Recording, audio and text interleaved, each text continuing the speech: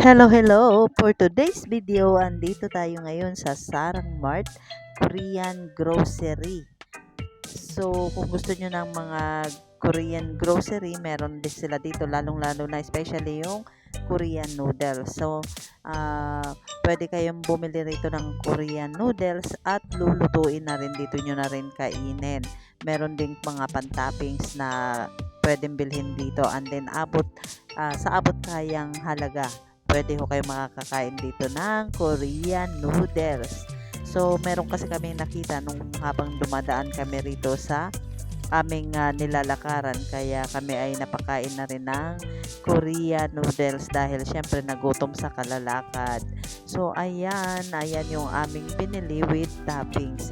Ang gulay na yan yung toge, yung long toge nasa 50 pesos.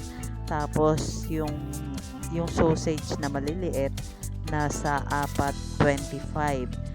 So ayan, tapos antayin yung maluto kung ilang minutes, and then pwede na kayong rito kumain. Syempre lahat dito ay bibilhin, pati yung kanilang kutsara, yung kanilang chopstick. So binibili, kumbaga may bayad lahat. Kaya masarap dito kumain, lalo na affordable lang. So hindi siya ganun ka mahal. So kung gusto nyo, kung naghahanap kayo ng Korean noodles na murang-mura, abot kaya ng bulsa, pwede kayo ritong pwede nyo subukang kumain dito sa Sarang Mart at mura lang din naman.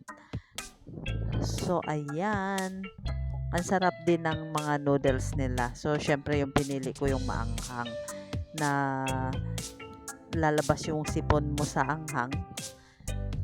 So ayan, napakasarap po, sarap talagang ng Korean noodles. At marami din ang kumakain dito dahil affordable nga. So ayan, maraming mapagpipilian ng mga noodles. Kung ano yung gusto ninyo na kung ano, depende sa gusto ninyo.